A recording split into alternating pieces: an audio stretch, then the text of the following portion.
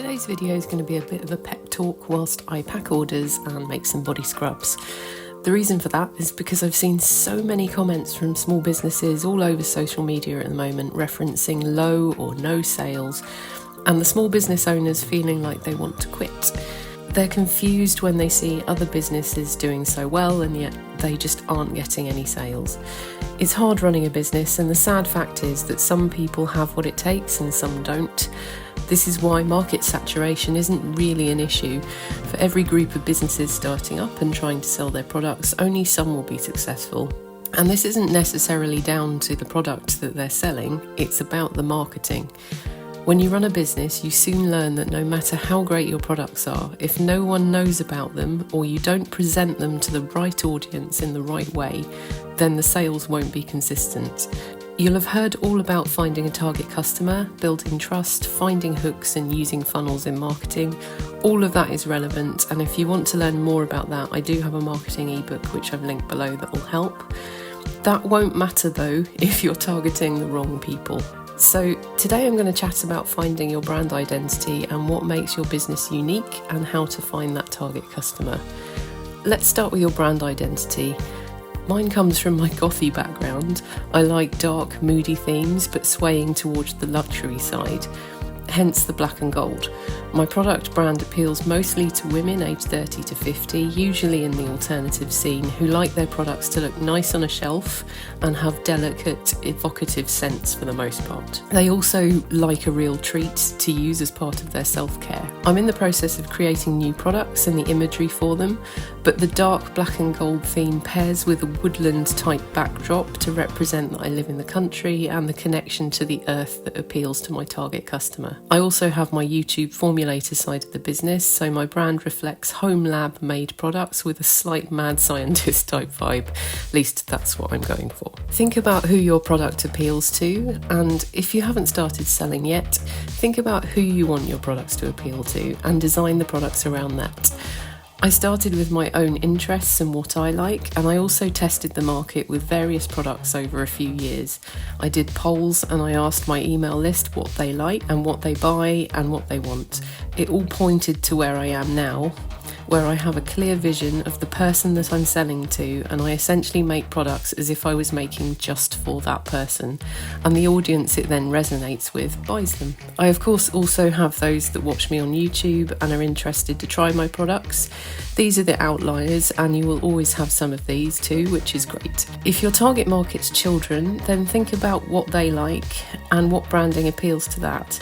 My dark, moody packaging would be very boring to a child, but something bright, colourful, sparkly, or with the inclusion of characters and pictures on the label will. The children's market does really well at fairs and markets, and especially at Christmas, with different shaped bath bombs, soaps, colourful products, and even creating advent calendars. Whoever your target market or target customer is, ensure that you will also enjoy making the product for that market. Your passion needs to come across in your product. Next, based on your target customer and brand you have created, you need to figure out your USP. This is your unique selling point. Genuinely one of the hardest things to do. Saying that your brand is natural or organic isn't enough. Many brands will claim this. If you have something unique about the way your products are made, then that's a great place to start. There is a soap company that claimed the world's first carbon capture soap and based their product range on the fact that the soap actively helps to solve climate change. That's a great USP, but you don't have to have something that stands out quite that much. You could take a look at other makers and try to see the ways in which you are different. Write these down. You can then use AI to make sense of it and help you. By using ChatGPT or the like, you can tell them a bit about your business and these things above and what you could do differently, and then ask it to suggest your USP based on these factors. You'd be surprised how helpful it can be. Even if you don't take the ideas it comes up with, it often will make something click, and then you'll think of something based on that yourself. If you're already selling, you could even ask your existing customers what they think of when they see your brand and what they like about it. This will always bring up things that you would never have thought of yourself. You tend to become business blind, and it becomes difficult to see your business in the same way that others do. Once you'd figured these things out, you can really target your marketing. Basically niche down, find your people. Once you do that, you'll pretty much be able to release a product knowing it will sell, as you'll know it's something that your customer wants. Just remember to keep asking them questions, engaging with them and listening to what they want. So all of this is great. You have your target customer and the right aesthetic products to market to them, but you still need to get these products in front of them in some way. At this point, I'd forget about paid ads. There's really no need to waste your money.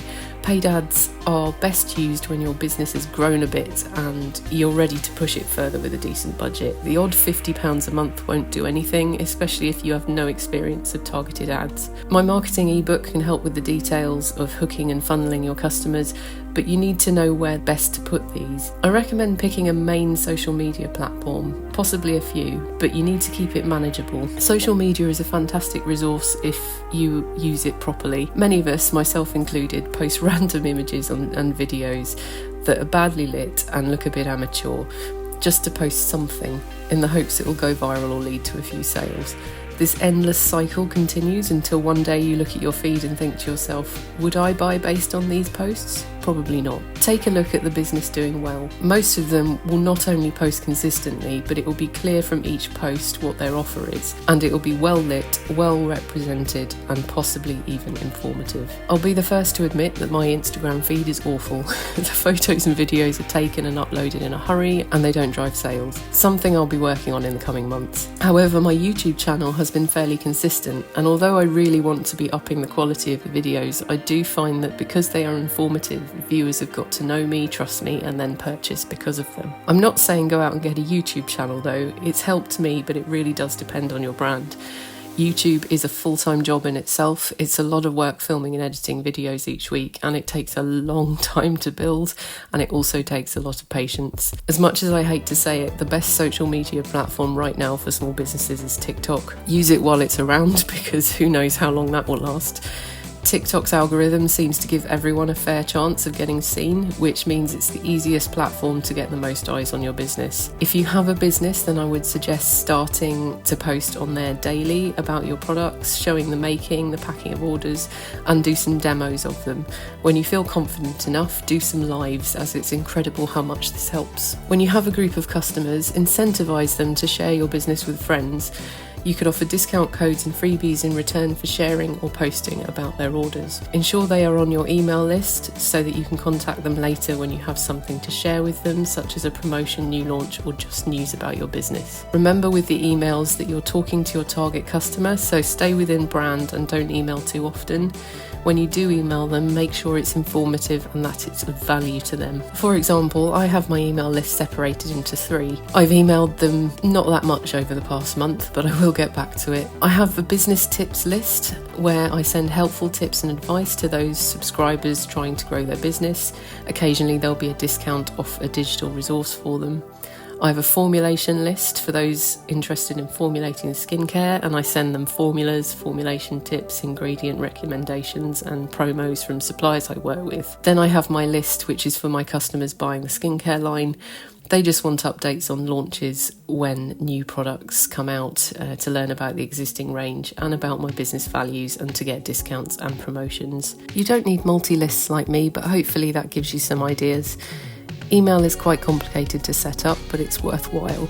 If you have trouble doing it yourself, I recommend checking out offers on Fiverr.com, as there are many people on there who will do it for you. They'll set it up, they'll do your first campaign creations, and all for a very reasonable price. If you decide to go with Klaviyo, I also recommend watching Casey Luck's YouTube channel, as that's incredibly helpful. Also on this topic, how do you reach and market to these people?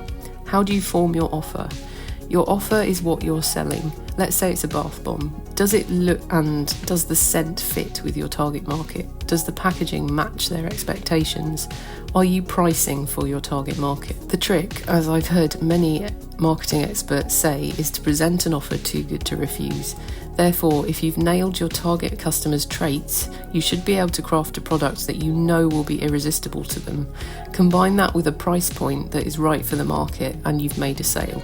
The customer doesn't even question it. It's the right product at the right price, and the customer is happy, and so are you. The right price isn't always low either. Don't look at others selling bath bombs and say, well, they only sell for $3.50, so I have to as well. If you are selling to the same target market, then maybe, but never try to compete on price. Sell your product for the price that you need to charge to be profitable, and that will be happily paid by your target customer. Sometimes there is reassurance in something that is priced highly. Higher prices suggest luxury and quality. The price point is a big factor when figuring out your target customer and your branding. They need to marry up. So when looking at your target customer, think about their average income and what's affordable and good value to them. So as per the title of this video, if you've woken up to no sales and you're feeling despondent, really work on these things. Suss out your target customer, suss out your USP, and suss out the right way to market to these customers. Once these things are in place, you should find the tables start to turn in your favour, and you can then turn your attention to making sure your website is up to scratch,